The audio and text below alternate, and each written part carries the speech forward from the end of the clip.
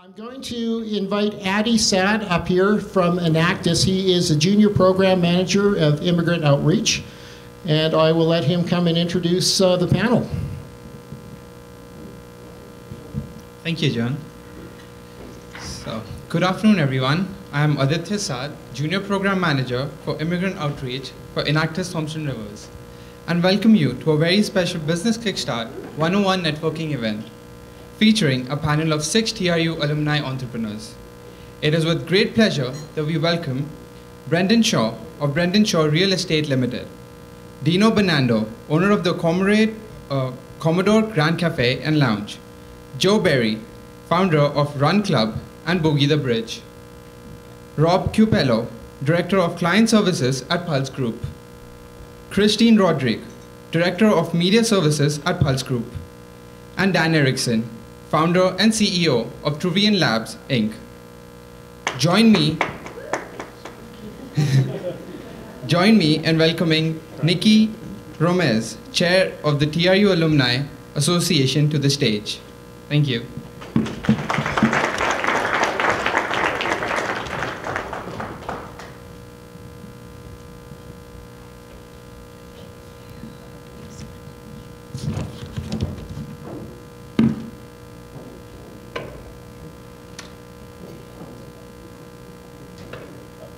Yeah, definitely unpack. Welcome. Thanks for the introduction and the welcome. And again, welcome alumni panelists, right? So my name is Nikki Remus, and I am the chair of the Alumni and Friends Association. Tonight we have our panelists to chat with the business community and our students and give everyone an opportunity to hear about where they've been since graduating from TRU. So I thought we would just first start by having our panelists introduce themselves again and telling us a little bit about what program they graduated from and what their title is right now. So can we start with you?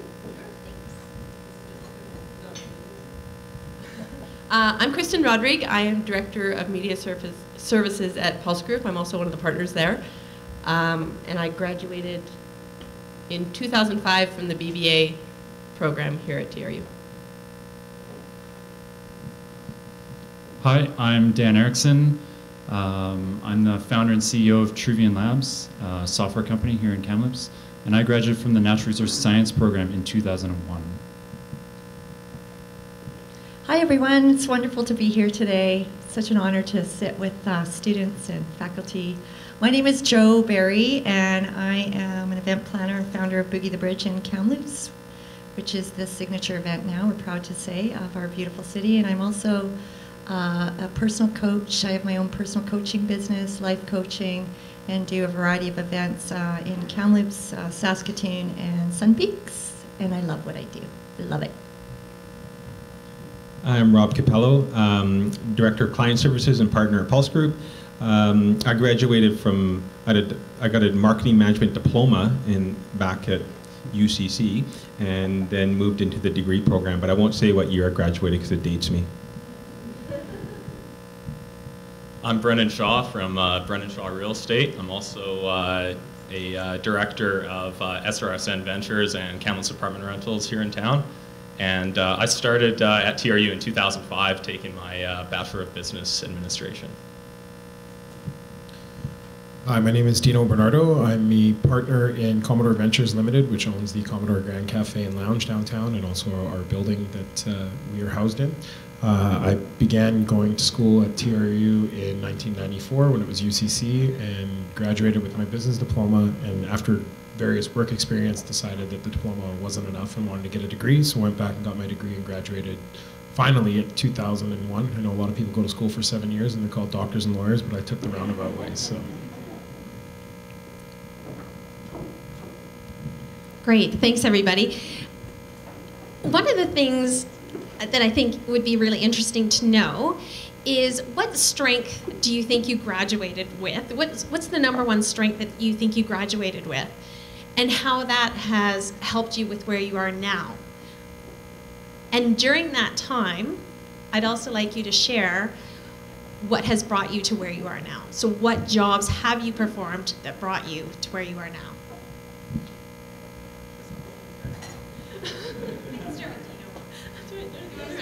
No, that's all right. So I would say one of the biggest strengths that I got out of university was really time management and dedication, and which is imperative to what I do now. When I graduated university, I started working at another agency in town called Reagan Advertising that at the time was the only agency in town, and I actually had started there as a co-op position, and I don't know if Nikki remembers this, but I actually was there covering her maternity leave is how I first got my first job at that agency, and lucky for me, Nikki decided not to come back, and I kept the job. So I started there. I worked there for 2 or 3 years. Rob actually started working at that agency while I was there, and Rob left to start Pulse Group, and I followed him a year later, and here we are today. So I've really only had 2 main jobs since I graduated, and they've both been advertising agencies. But yeah, the main strength that I think I got out of university is really the time management and juggling projects and deadlines, and that's pretty much 90% of what my day-to-day life is like now, is managing deadlines and getting projects through on time. So that was imperative for me.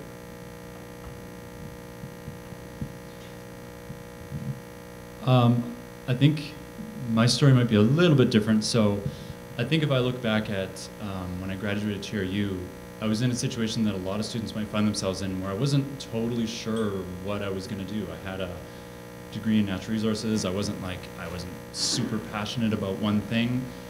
So I kind of followed. I had a bunch of qualifications. I'd done well in skill. I graduated with honors. So I went and got a job at a natural resource consulting firm in town, did a bunch of field biology and operational forestry work. And that went well, and that naturally progressed into me kind of saying, okay, so I'm collecting this data. What does it actually mean? How does it get applied? So I ended up getting more into analysis. There was a natural gap in that company in doing mapping, so I ended up filling that mapping role at that company. And then actually transferred a couple of companies and a few promotions later, and not that far later I ended up actually managing the Western Central Canadian operation for Timberline Natural Resource Group doing GIS. So I ended up in a position that I had realistically not a lot of training for, but was always just saying, hey, I think I can do that. I think I can pull myself into that role, and that ended up working out okay. And then a little while after that, I actually that company actually started to go downhill with the forestry economy, and I had made a switch to an engineering firm. I worked with an engineering firm for a while, doing the same kind of thing: application development, GIS, doing some mapping there. And there was a couple things that I didn't think were going that well there. There's repeatedly some opportunities that came up that I disagreed with the way some of the decisions were being made. And realistically, at that point, I just kind of said, well, it's one thing to be able to sit and criticize or sit and think that things should be done differently, and it's another thing to just go and do that. So I ended up starting Truvian. I talked to some friends at the time, and I talked to some other support network.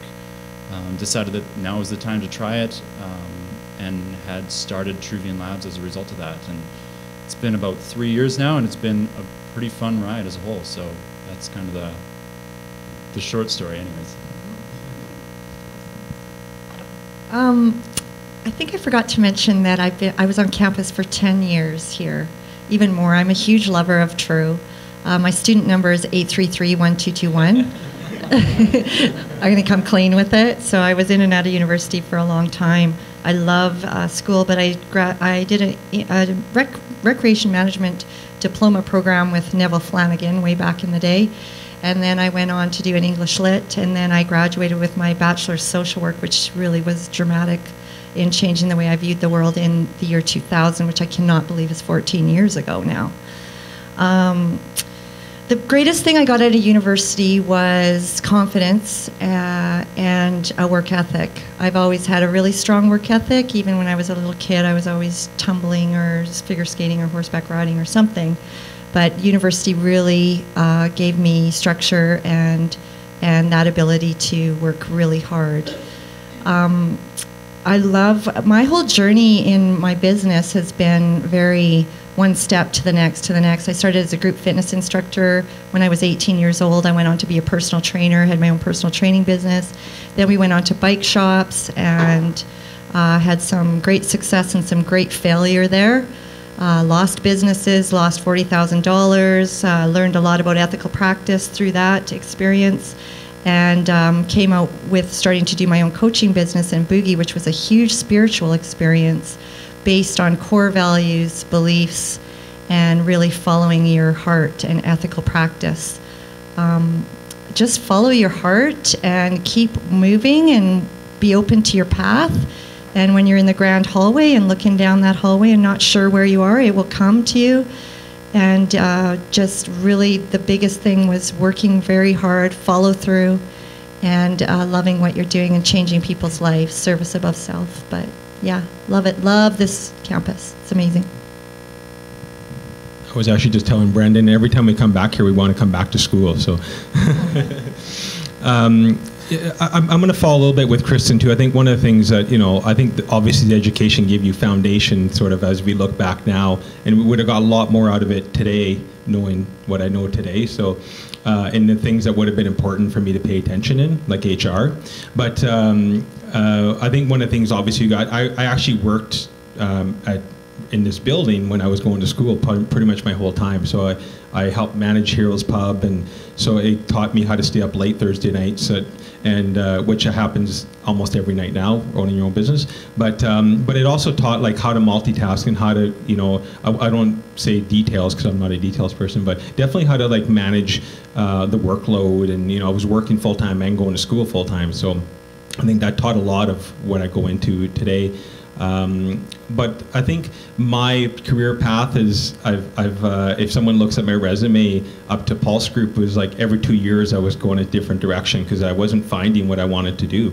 I went and worked client side, which means in the private sector. I worked for BC Lotteries when I got out of university and found that I'm not a 9-to-5 person, and I'm not a, coffee break at 10 o'clock person. I found out real quick, and then I went into my own business and failed. And learned from that, but I learned more in the 2 years of doing, a pub business that wasn't successful than I did really all the 8 years up to it. So it was. I've had a lot, stepping stones to get where I am, but and I found that every time I went back to client side or private sector, I wanted to come and do my own thing. I wanted to go and that's what always happened. So I worked for a company that a lot of people you guys know is iCompass Technology. So I worked with Todd for about 2.5 years and learned so much with Todd. Like a person that is driven, I've never met someone as driven as Todd, and learned a lot of my style and that side working for him. And but when I was with Todd, after 2 years, I got the itch again and saying, I'm not sure, I want to go do my own thing. So and he was great supporting me, saying, go off and do it. So I started a little marketing company on the side, and said, you know what, this is really cool. This is what I want to do. I can work different clients, and I'm not going to be bored, and I can do this. So ended up finding out that there was an ad agency in Kamloops, Reagan Advertising. Called Ralph out of the blue. He didn't know who I was, and I hounded him for about, I don't know, a good year before he hired me. He wasn't hiring, but I'm like, I always called him, let's go for lunch. And so finally he brought me on, and I fell in love with the agency world. But at the time, because I was working for Ralph, I sold my little marketing business to you find out a guy named Neil Rachinsky. So when I was at Reagan Advertising for 2 years, I wanted more. I wanted my own business and wanted to run my own agency. But at the time, Ralph wasn't ready to make that leap of selling the company. So I went off and bought back into the old company with Neil that I sold to him 2.5 years before. So when we started Pulse Group. So it's kind of an interesting sort of full circle how we went. And it was funny because Kristen said she joined after, but we tried to take her right away, but she's like, I'll wait a year and see if you guys make it before I come and join you. So it was kind of funny, which is probably a smart thing for her to do. But yeah, so here we are today. I mean, Pulse is in our 10th year this year. So it's been great. It's a great ride. And we've learned a lot. Like I said, I think one of the big things I look at today is just we have a lot to, in our world and agency world, a lot of deadlines and a lot of things we have to juggle. So I think school really taught us that. So since I still haven't graduated, Joe, I just give the mic to Dino, and he just, I just have to echo essentially with what Joe was saying, just about the work ethic, because I truly believe that the structure that you have, whether it's your ambition or work ethic, are probably two of the biggest things that get things started. So I know while I was going to TRU, so I bought my first place when I was 17. When I was 19, I bought first investment property. By the age of 20, I bought a 5-plex, and by the age of 21, I bought my first apartment building. And I think from the networking and just the mentorship that was going on at TRU, the friends that I made, the different extracurricular activities I was a part of, such as Enactus, which at the time was ACE, sort of dating myself a little bit, but without ACE, I definitely would not be in the position that I am today, just from the partnerships and the friends that I made through there. So I definitely think that the structure with the ambition and the work ethic that you have is great to get things started, but to really sort of make things take off, it's that mentorship that you pay attention to, and the partnerships and networking that's really going to take it to the next level. So essentially that's what's worked for me. So I've had the benefit of being able to take notes while everyone else was talking. So my journey into the restaurant industry started when I was 16. I was the manager of the high school basketball team, and one of the players was a cook and was like, I need a dishwasher, and I liked money, so I was like, I'll go do anything. And I started as a dishwasher, and I worked my way up to be a cook. And as a dishwasher, you always wanted to be the cook, and then as you were a cook, you wanted to be the bartender, and then as the bartender, you wanted to be the server who made more money. And then from that position, it was you wanted to be into management, and you wanted to own your own place. And I knew from a young age that I always wanted to open my own restaurant, but I thought it was going to be from a cook standpoint. As I got older and I started working out front, it's how I paid my way through university. The one benefit that I had was when we were in university, school didn't cost as much as it nearly does now. So I was able to finish university without any student loans because I was working pretty much full-time the whole way through. Upon graduating, and during my time at university, I did a lot of internships. I worked for the Kamloops Central Business Improvement Association my first summer. Second summer, I worked for Venture Kamloops. Third summer, I worked for BC Hydro, and then so on and so on. And I kept trying to do different things to discover what I wanted to do with the rest of my life. And I still haven't figured it out, but I think I'm in a good position right now. The biggest thing I learned in university was learning how to learn. And I say that because when I was in university, I was the person that was like, I don't understand why I have to take philosophy. I don't understand why I have to take political science and take all these courses when I wanted to take business, and I wanted to concentrate on marketing, and I didn't want to learn accounting, and I didn't want to learn HR. I wanted to concentrate on marketing. And I was that person in university that now when I look back on it, I was like, man, I wasn't smart. I should have been paying more attention, and I did well in school, and I learned all those things. But I look back on my university experience now, and there isn't a single class that I took that I didn't learn something that I still use today in my own business. The accounting is key, that HR is key, marketing is great, but I also learned finance. I learned all these different courses, and I learned in political science that you always have to have two sides to every story. And I'm a fairly opinionated person, and Brendan can attest to that through some of our meetings, but what I learned though was that there is a second side of it, and if you really want to argue your side strongly, you need to learn the other side of your argument so that you can be intelligent about what you're arguing. And there's always a good common middle ground. I don't believe in someone that's so far left and they only believe in the left, and I don't believe in someone that's so far right that they only believe in the right. I think there's a middle area, and you'll find that when you get out of school that life has a lot of gray areas. After university, my first job that I took that I thought was my first big boy job was with a company called LMG Finance, and we finance recreational vehicles.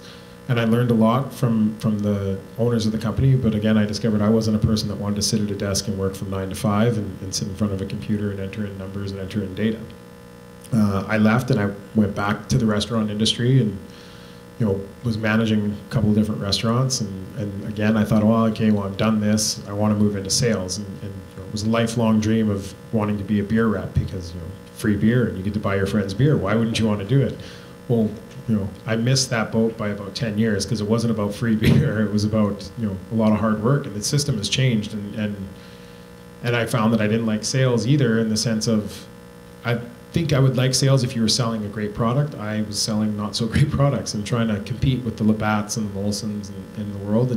And again, that brought me back to an opportunity that I had with my business partner, and he had already owned the Commodore, and I'd been working there part-time, but it was more of a mentorship thing. I wanted to teach him how to run the business, and after a year and a half, his majority partner wanted out, and you know, my business partner, I thank my lucky stars every day that he came and asked me to buy in the other 50% with him. And that's the biggest thing I've learned, is that, you know, I'd like to think that I'm fantastic by myself, but I'm strong because of who my partner is, and I've learned how to work with other people.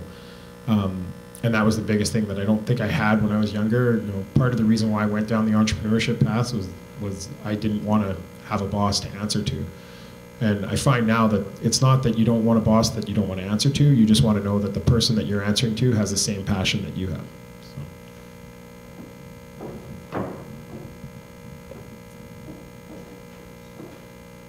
When I'm working with the mentoring program and speaking with students, one of the things I equate graduating and then working at different businesses, I say it's like dating. So you don't necessarily meet your first boyfriend or girlfriend or partner and marry them, right? You date them, and then the next person, hopefully you get rid of the bad qualities and you date up, right? You meet the next person, and then the next person, again, you date up. And I like to think that about when you're working as well. So when you graduate and you get a chance to work at various jobs, hopefully we learn what we like to do, and we get rid of the stuff that we don't really like to do. So we learn about ourselves in so many ways. So I'm wondering, is there or was there like this aha moment, like Oprah would say? Was it this moment that says, I'm going to start my own business? Many of you say that you started your business because this is kind of how it came about, but there would have been some major decision making in that process. Whether it was, Kristen, you being wooed in by Rob and Neil, but there must have been this moment that said, yes, I'm going to take the leap of faith and I'm going to open my own business. So if you can share what that moment was, and if there was a moment, what that felt like, and most importantly, what did you do to ensure that you would succeed in that? And we're going to start with Dino.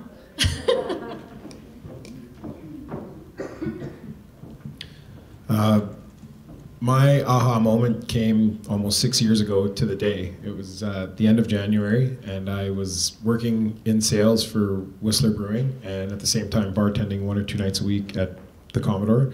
And I had gone to Chris and his partner at the time, Martin, and said, hey, you know, I'm tired of working every day of the week and only having Sundays off, and I don't really want to bartend anymore, and I don't really want to be here, but you know, I know that I'm an integral part of the team and I want to move on, so you guys have, you know, a couple months to move on. You know, they were disappointed, but the response a week later was, hey, do you want to buy in? And we didn't know exactly how we wanted to buy in, but I know when Chris approached me, it was, you know, do you want to do this? And I didn't hesitate. It was like, yes, I want to do it. I want to do it right now. So I think that was my aha moment. You know, and it took us 6 months to 8 months to figure out how we were going to do it, if we were going to keep Martin as part of the group or if we were just going to do it on our own. But you know, when I talk to Chris now, he always kind of says that, you know, he had talked to a couple of different other people, but what he liked about me was that I didn't hesitate. It was whatever it was going to take to become an owner, I was going to do it right then and there. Growing up, I always thought I'd be a doctor. Well, it was probably more so my mom that thought I was going to be a doctor. She was always, you know, trying to push me again to sciences, you know, continue with mathematics and whatnot.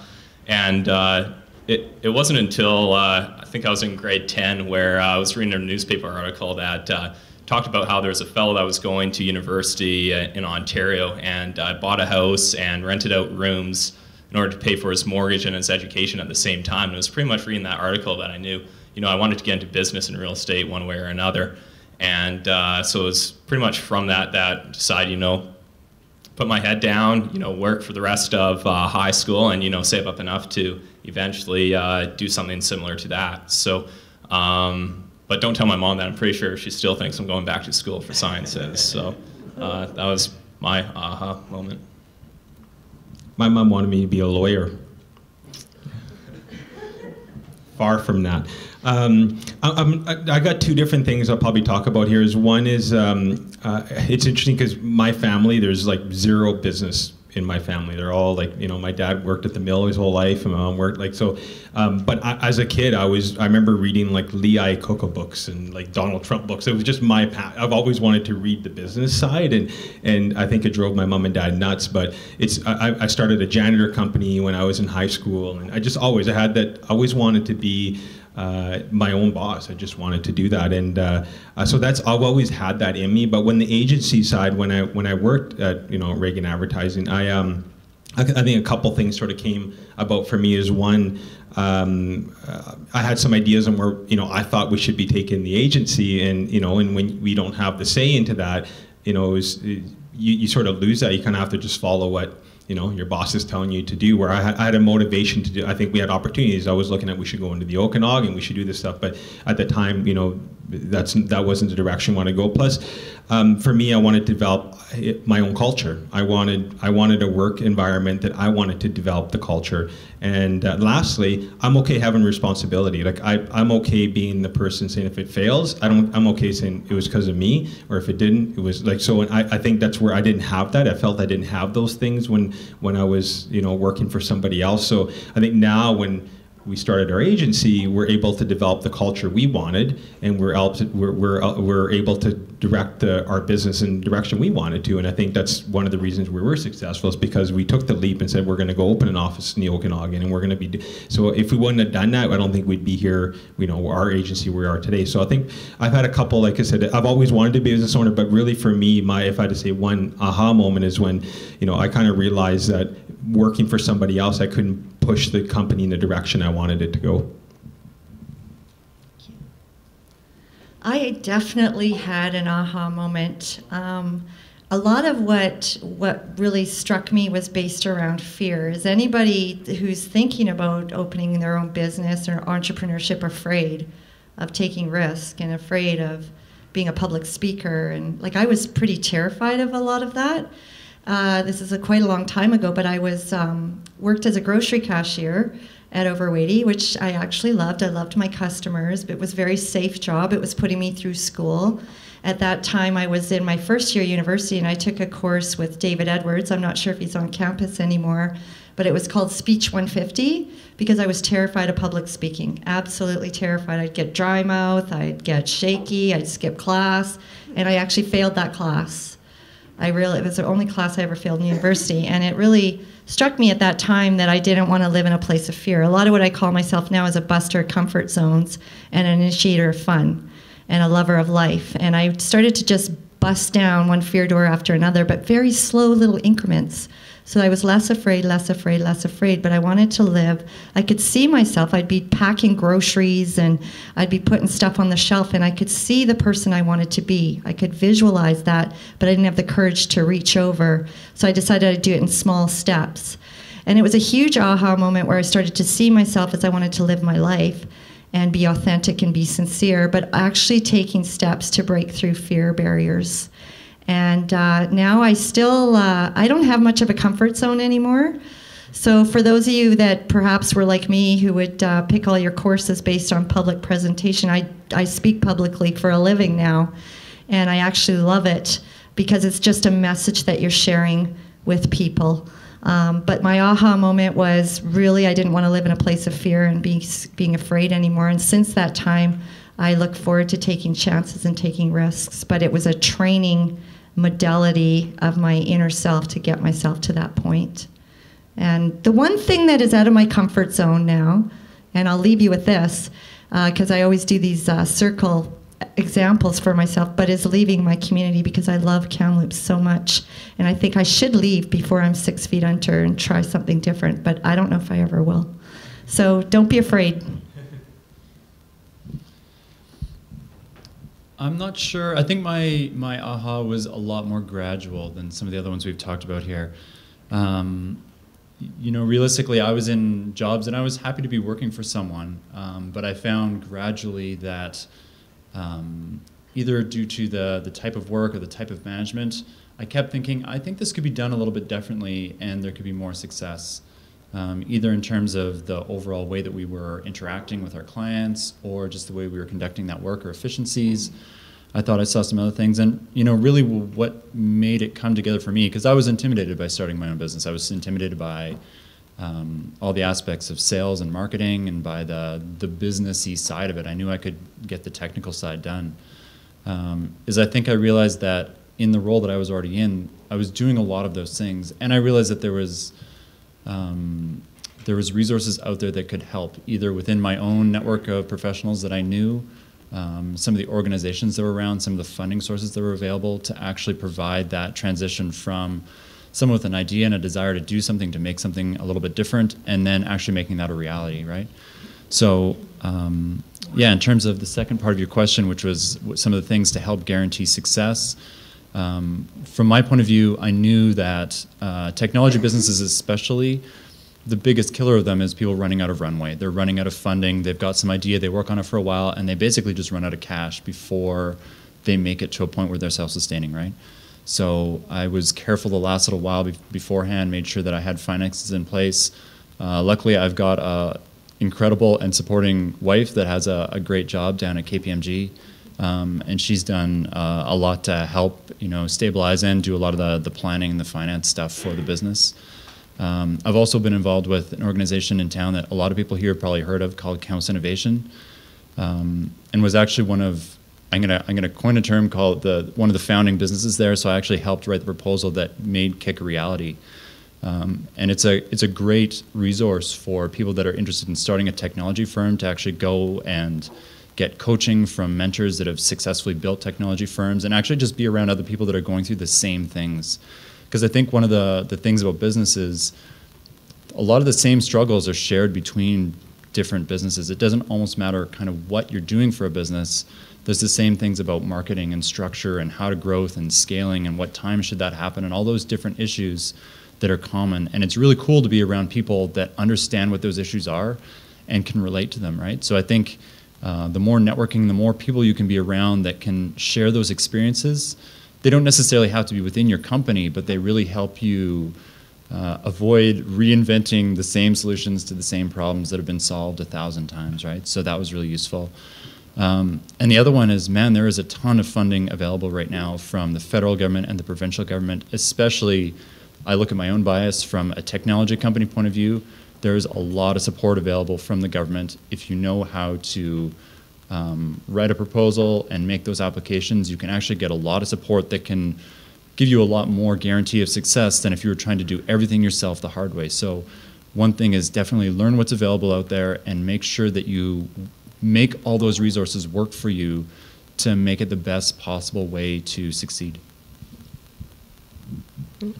My story's probably closest to Dino's here than anybody else. I didn't really have the aha moment. I didn't start my own company. I bought into an existing company, and like Rob said, I dated them for a year before I decided to make the move over there to make sure Rob wasn't doing another 2-year stint and moving on. My big thing in making the move to go to Pulse Group, working at Reagan Advertising, the environment had changed quite a bit, and the business focus had changed from what I was interested in doing. And at the same time, of course, we had more competition. We were no longer the only agency in town, so I had a little bit of options as to where to go. I knew working with Rob that he was a person that had very similar values than I did in a company and how he wanted to run a company and the culture that he mentioned. So to make the move over to Pulse was a pretty easy decision. I think there should have been probably more contemplation than there was in terms of buying into the company.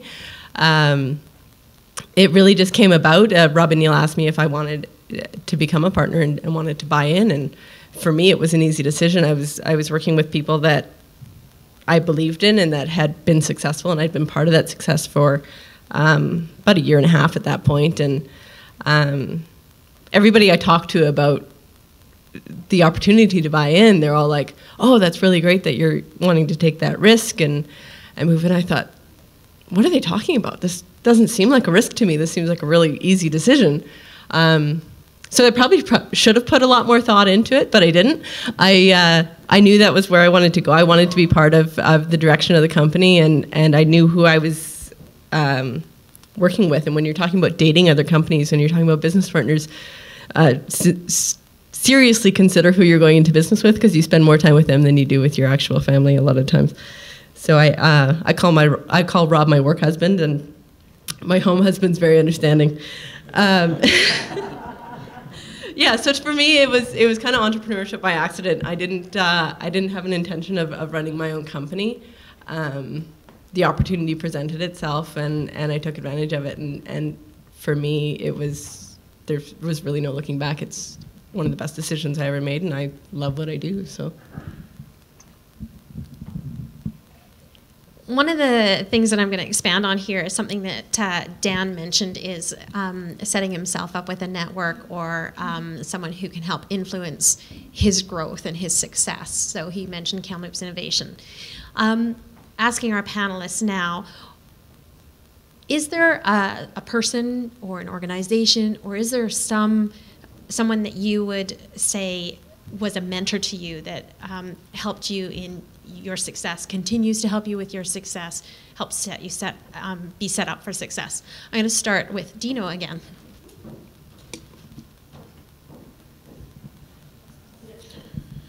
I think what I learned was that I looked at people in my industry, and I looked at a lot of existing people that were giving back and being mentors, and I sought out people that weren't them, because I found, it sounds kind of funny, but I found with a lot of people that the reason why they got into being a consultant or doing something was that, they didn't like doing their business anymore, and they wanted to, not have that, 9 to 5 or have that structure of running their business, but they wanted to go out and help somebody else learn how to do their business, because it wasn't that they weren't good at it anymore, they were just tired of doing it over and over again.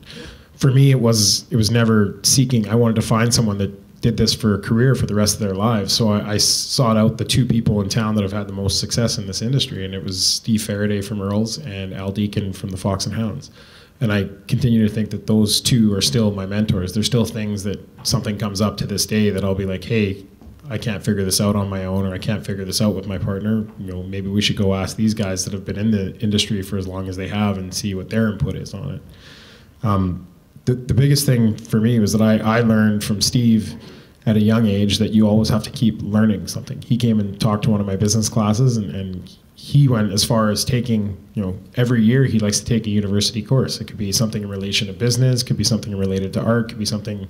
He just wanted to take a course to keep learning something, to keep his mind fresh. And for myself, I don't necessarily have the time to come back to university and take a course, even though there's a lot of courses I wanted to take, but I try and learn something new every day.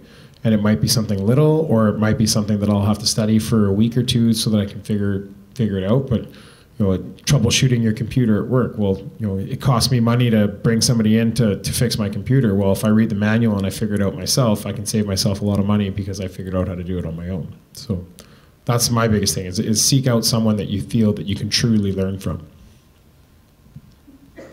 Yeah, just like with what Dino was saying, I don't think, for me, there wasn't really one person that sort of stood out. There was a bunch of people that I sort of took, little bits of information from and sort of moved forward with. I think, the biggest, especially with life, has probably been my parents. They're always there for me whenever, I need anything. They're always, just a phone call away. The professors I had at TRU, I still remain in contact with, and they're still some of my really good friends. We'll go out for lunches here and there, or dinners, and it's just really great to connect with them and sort of gauge off of their sort of business experience. From a real estate agency standpoint, I definitely wouldn't be here today if it wasn't for, Mike Mitchell and Kevin Gannon, and Doug Scott from Royal LePage, because they're the ones that probably really helped me start just right at the beginning and get an idea for what's going on out there. Again, like we were talking about back with Enactus, when I was a part of ACE, the two partners that I got from there, Matt Mazzillo and Drew Dufour, right at the beginning, if it wasn't for them and sort of their contacts, it wouldn't have taken, I wouldn't been able to branch off and, start my own thing and whatnot. So it's, there have definitely been, a lot of sort of mentors out there that have been there to offer help, and just credit that to the networking and affiliation with TRU for sure.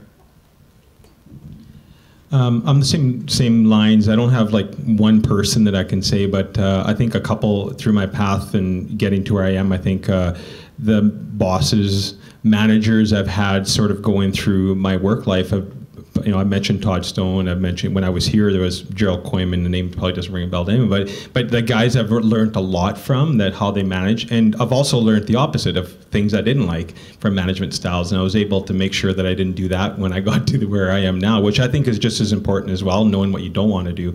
But I think really the success of our company is really around, again, a network. Like, I think it's so important of having, a good lawyer, a good accountant, a good banker, a good financial advisor, and we really rely on them, so we work really closely with Mike Parker, and he's been like a big mentor to us, and saying like, he's always pushing us of, don't do it this way, why you do it this way, really questioning us on stuff. And then on top of that, I'm going to totally embarrass Natalie now, but Natalie's been a big source of our success as well. We worked with Natalie for about a year, and we're going to hopefully re-engage again, and she's really helped us sort of with our culture and what to look for, and we're okay. We're okay going out and saying, you know what, we're not good at this stuff. We're going to bring in people that are really going to help us get better, because I agree with you, you can always get better, you can always learn.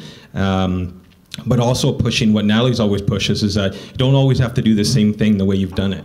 You can always reinvent the way you do things, and I think that's been in having that network around you of people like your accountant, your lawyer, and and people like that. I think really, really is what I can see is a big success for us, and being able to kind of pick up the phone or go grab lunch or a coffee and just bounce some ideas back and forth around people that way. So. I've had so many mentors and continue to have them. My instructors in my BSW program here were amazing. My professors, Patrick McDonald, who works at the Phoenix Center, he was my practicum supervisor. He gave me my first job. He gave me the ability to believe in myself and flexibility to do a 2-year self-directed study when I was in university on leisure counseling models. And that's how I came up with Movement is Change. I've had spiritual teachers that have come into my life at the perfect time, if you're open to that. Will Daly, who worked at the Cope Mecca program here. Susan Duncan with the Kamloops Daily News, who I'd been rejected so many times I couldn't even count it anymore at the Daily News, trying to get my proposal in there around community health and community profiles. And she saw a paper that I'd actually written in my last year, my social work degree, and she's the one that helped me establish the community health. And community partners are huge and building your teams. And leadership is really an art form. I feel it's not about me. It's about the people that I am so blessed to be surrounded by, and empowering the young people to shine as brightly as they can and be a supporter, even more in the background than the forefront. And yeah, Natalie Peace has been a huge mentor to me. Terry Exani, who's sitting here, and they continue to inspire me every day. So much to learn all the time, but mentors were probably, I would say, the biggest thing, and people that helped me in my career. Really grateful for that. I'm going to echo what I think a lot of people have been saying here, that there isn't really necessarily one individual that's been the person that's encouraged me, but there's been a huge number of people. And I come from the school of thought that there's almost no one that I interact with on a day-to-day basis that I can't learn something from. Because each individual person has a different realm of experience, right? And you put that different situation there, and they're going to teach you something you don't know about how to approach that situation or how to deal with a certain problem that you wouldn't have thought of on your own. So there's always that opportunity to learn. In terms of specific business mentoring, there's some of the reverse that's true for me. I know I've got some shining examples of things that I don't want to be, and I think sometimes that can be as useful, right? You can put it to the test of, would this person do it? Okay, then I can't, right? And again, to echo the mentorship available through Kick and through some of the companies I've run into. I mean, Danny and Jay up at ITEL have been awesome. Scott at Vocaba, Jonathan at Memory Leaf.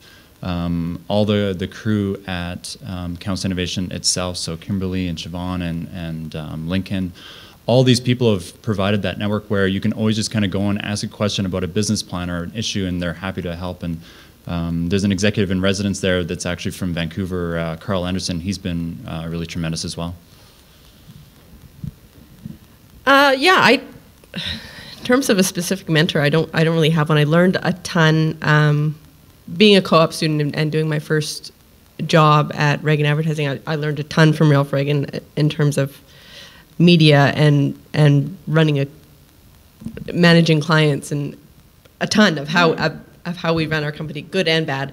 And then coming into Pulse, I mean, my mentors at Pulse were Rob and Neil. They were the partners that I came into the company with and taught me what I needed to know, what I thought I knew and realized quickly that I didn't. And then more recently, again, I feel like this is a Natalie rah-rah event here, but Natalie, I was in a unique position moving from an employee to an owner in a company, and the adjustments that took with me and my peers, the people that I worked with, that I was on the same level with, now suddenly I'm their boss. It was an interesting adjustment, and Natalie really helped me find my voice as a manager and as an owner, and helping direct the company culture and the company position, and work alongside Rob and Neil as opposed to under Rob and Neil. That was a really big help for me. So yeah, more kudos to Natalie here at the table. So.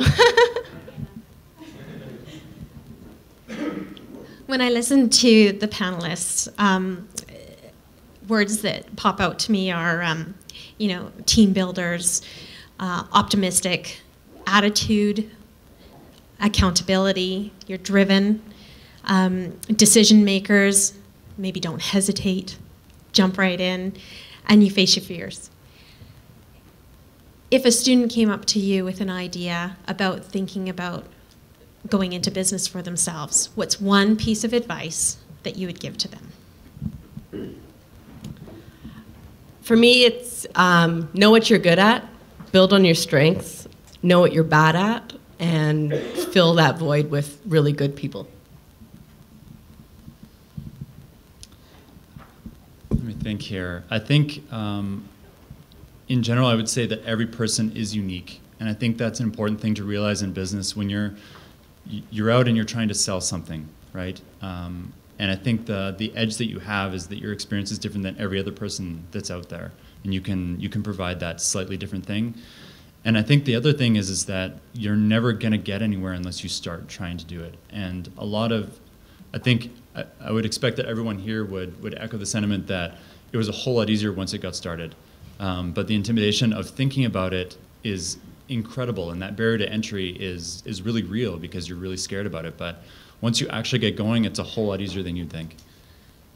That's awesome. For myself, I think the biggest thing is I really needed to know my core values and my belief system, and to follow through on those core values and share them with my teams. And really believe in yourself no matter what people say to you. If you're weird and quirky and odd and strange, honor that and let yourself shine out of that, even if it's hard. Because there will be people that will, play with your headspace, and you gotta concentrate on the 90% who don't, not that 5% that do. And most importantly for me is ethical practice, ethics. Like all of us, we probably had business partners who were the best teachers because they didn't follow ethics. I think I shared that we had a business called Java Cycle down on First Ave, and we lost 40 grand out of that business, and I learned so much about ethics. I'd do it all over again, but be ethical, absolutely, and truthful. I would say don't do it. No, just kidding. A couple things. I think one thing I've learned is make sure you stay focused. It's hard. It's easy to start swaying like, oh, we should go see we should try this, or we should try this. It's really try and focus on what you're going to do. Someone once said to me, failure is not an option, and I totally flipped that around. Don't be scared to fail. I look back even within Pulse, we've tried things that failed. It's okay, just learn from it and move on. Like that, I think you become stronger by doing that. And the last thing I'm going to, say what you say as well is be authentic. Like, we're in a business too that, I hate the word sales because that's not what I do. I'm not looking to sell anybody. This is who we are. I always use the term, what you see is what you get, and I think that you should stick to that. Like, be who you are, be true to yourself, and then you'll attract those type of clients because you don't want the other type of clients. You don't want that type of business because at the end of the day, you got to be happy with what you're doing, and I think that needs to shine through. The advice I have is more of a question. Where do you see yourself 5 years from now? And I think, that goal setting is the biggest thing. So it's what keeps me grounded every day, focused, and just like Joe said, core values are, very important for sure. It's important that you always have a positive outlook, know your ambition, know what makes you outgoing, but goal setting, what's your 5-year plan? I have two things. One, be prepared to work your ass off. It's the hard, everyone here is going to tell you that the amount of work that went into it and how hard you had to work to get to where you are. And, we're, in year 6 of our business, and we still work as hard as we did in year 1, if not harder. And the other side of that is that, I'm still in my business every day. If you go into a business because you want to, one of the greatest lines I ever read was a restaurant by a man named Joe Bostanovich, who owns 30 different restaurants in Manhattan.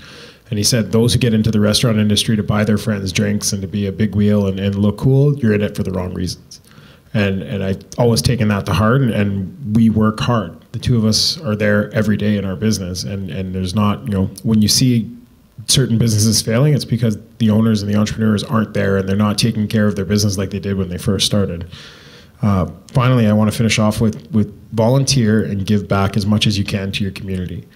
I find that everyone on here is on Rotary or on a different board or a different committee, and I give back as much as I possibly can, because the more you give back to your community, the stronger your community becomes, and the stronger your community is means the stronger your business can thrive. I love Kamloops. I never plan on leaving Kamloops, and part of what we do is, and what I love about being my own boss, is that it gives me the free time to give back to the community, but it also gives me the time to give back to people who need it more than I do right now.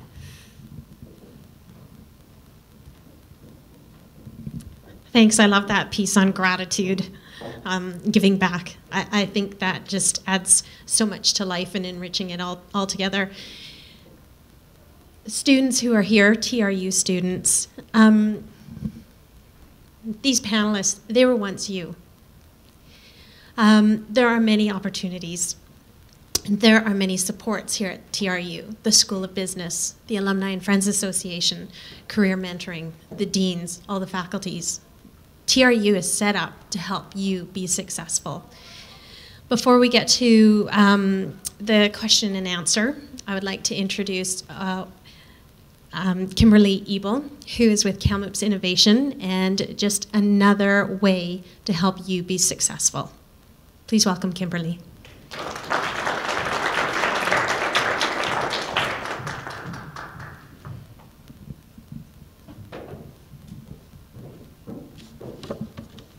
Well, thank you very much. We're very excited to be here today. And I'll just be very brief and tell you a little bit about Kamloops Innovation, who we are and what we do. Essentially, we help people take their innovative ideas and turn them into successful businesses.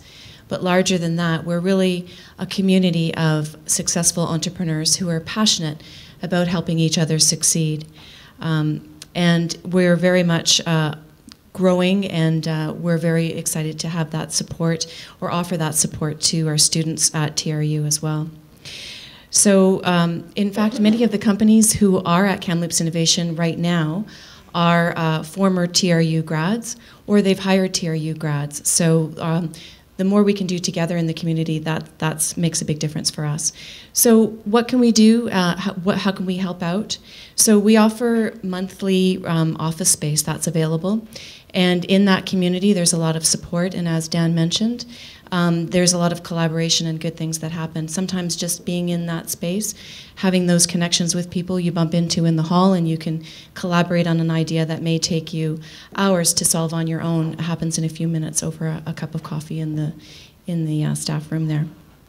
We're also putting together a new co-working space, which should be developed and fully functional, hopefully in the spring, probably around the beginning of April. And that's an opportunity for people to drop in and use our space, set up for the day or a couple of days. So if you're not ready to make a commitment to a full-time office space, it's a great way to connect with others in the community. You don't need to be in a technology company to access the co-working space. It's a collaborative way where people can get together and share experiences and use things that they need to, like projectors or printers or equipment, things like that. We also offer programs that help startups, like Dan was saying, connect with mentors and other people in the community who can really help out through various programs. We have an entrepreneur in residence who is really terrific. He's also passionate, as everyone is at our community, about making the most for all of the entrepreneurs and helping them to be successful. We have mentors like Lincoln Smith, who is over there, who is happy to talk with you about an idea, even if it's not fully developed, and you just really want to talk to somebody, get some ideas and maybe next steps or who you can talk to. We're very much an open and friendly place to be, and so I would invite you to come and see us anytime, even if you're just in the neighborhood. Drop in. We have excellent coffee, and we'll be happy to show you around and introduce you to the people who are there. We also do a lot of events which are focused at growing the technology community in Kamloops. And while we're focused on technology, and we think that's really important, the community events are open to anyone who's even curious about technology or wants to be part of that growing community. And it's a really exciting place to be and be connected with. We have events like Hack Night, which is a drop-in for anyone who is really into technology or is just curious about it. We have an ongoing project that changes on a regular basis. Right now it's on aquaponics. So if you have an interest in those sorts of things, come on out and find out how all that works, or just meet up with people who have a similar interest. And if you have a project that you're working on, perhaps someone who's there at that time can help you out with it. We do special events. We had one on Google Glass just recently and how to develop killer apps for that. So we brought that technology into town, and everybody got a chance to try on the glasses, which was really fun. And we have something new that's starting here on campus, probably next month. I don't have an exact date for you yet, but we will have that information shortly. And it's a startup coffee. And what that is it's an opportunity to sit with Lincoln or with other mentors in the community, and maybe Dan will join us one of those days, or some of the other startups who are working at Kamloops Innovation. And it's an opportunity to just connect over coffee really quickly, really casually, talk to people about your idea or even the kernel of the idea in a friendly, safe place. So again, I'll close by saying we're really glad to be here, and please do come and see us anytime, participate in any of our events, or drop in. If you're looking for more information, come and find us. There's me, there's Lincoln, there's Siobhan somewhere. There she is over there in the corner.